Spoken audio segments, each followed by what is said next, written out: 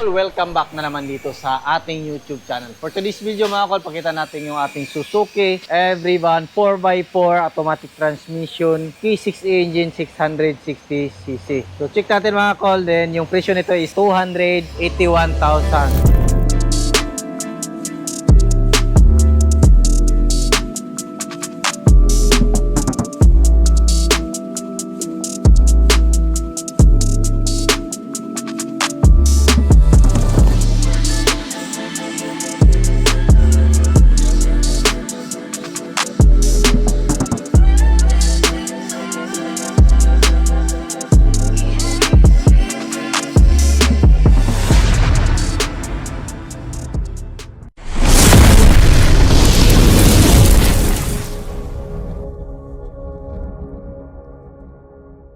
Kita natin yung kulay ng ating unit is two-tone, black and orange. Yan, so unsalurated po yung gamit natin. Makita natin napakakintab po ng kulay. So meron tayong Suzuki emblem, then nilagyan natin ng black dito na liner sa kanyang grills para may design naman siya mga kol. Ayan, dito rin meron tayong steel bull bar based sa request ng ating customer. Din dito meron tayong customized fog lamp. Ito yung kanyang headlight, H4 halogen. Ito naman yung park light at saka yung ating signal light. Fully tinted po yung unit natin mga kol. Yan, dito naman makita natin meron tayong customized na fender. 13 inches, brand new mags and brand new tire. Yan, kinulayan din natin yung disc brake natin. Yung ano natin is coil. Dito naman makita natin yung ating side mirror is retractable. Yung semi-wagon na non-turbo. Yan, makita natin meron siyang rain visor, kompleto siya. Then makita natin sa itaas meron siyang top load carrier. Yan, so yan po yung kulay ng ating unit pag dito tayo sa gilid.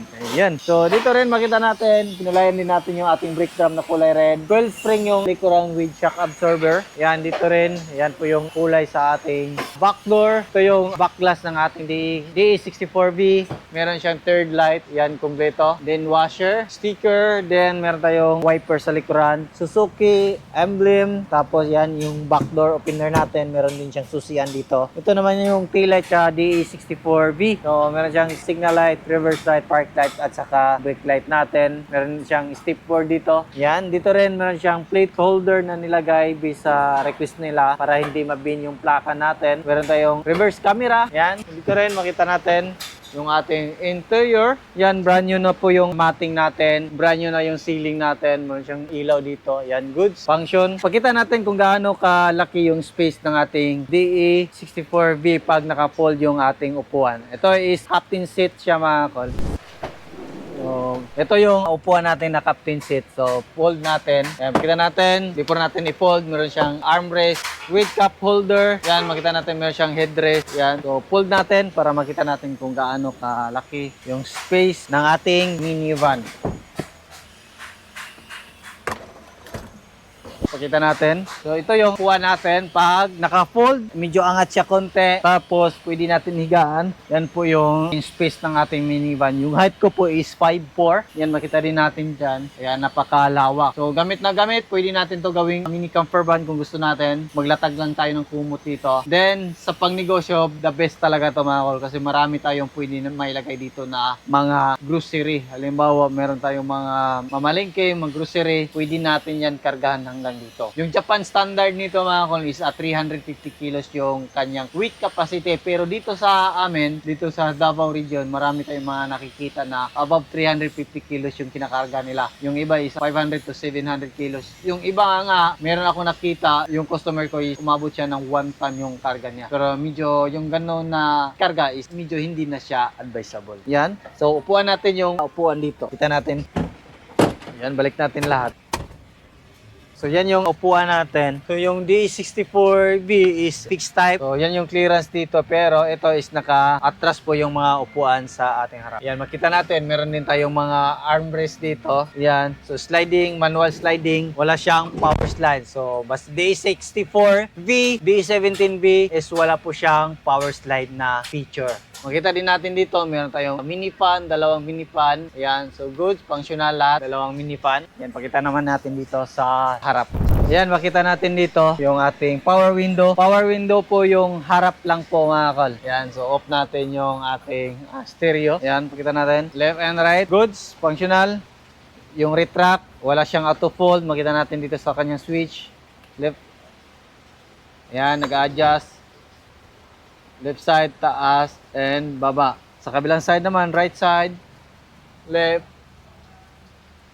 Ayan, pag tutunog na yan, ibig sabihin is naka-full adjust na po yung ating side mirror. Dito naman, makita natin yung ating fog lamp switch, 4x4 switch. Ayan, kita natin yung indicator ng ating 4x4. So, makita natin yung 4x4 indicator. So, goods. Meron tayong digital temperature gauge dito. Ayan, so meron din siya battery indicator, voltage indicator, analog na water temperature at saka digital. Ayan. So dito makita natin naka 7 inches touchscreen stereo with reverse camera. Yung dashboard natin is back to original po yung kulay natin. Tapos dito meron tayong steering wheel na cover na nilagay. Then dito aircon switch, hazard switch, then yung ating blower switch. Meron din tayong cigarette na lagayan dito, cigarette filter. Yan. Dito glove box, goods. Then yung mga matting natin is bago na din lahat. Ayan, brand new matting. Then dito makita natin yung ating jack at saka tie wrench. Naka-plastic cover dyan. Basta DE64B na. Captain seat. Ibig sabihin, pag captain seat, meron siyang headrest, meron siyang armrest. Ayan o, napakaganda. Meron siyang headrest, meron siyang armrest, meron siyang extra lagayan dito. Ayan. Makita natin, basta automatic is meron siyang parking brake pedal. Brake pedal din yung ating accelerator pedal. Ayan, ito yung shifter natin. Natin yung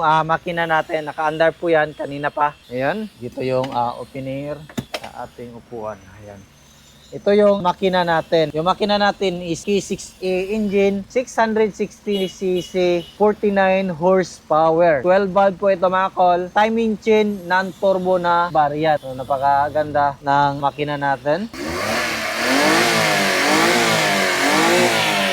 Yan. So, goods yung under na makina natin. So, tested na yan. Na-test drive na natin to. Yan. So, yun yung mga ilaw natin. Hazard, fog lamp. Yan. Dito na tayo sa kabilang side. Yan. Dito makita natin yung ating chassis number. Gas tank opener. Ayan. So, function. Good. Then dito, kita natin. So, yung ating throttle body is latest. So, 2010 hanggang 2015 model yung mga ganitong minivan. So, makita natin dito yung ating engine oil gauge, alternator, aircon compressor. Yan po.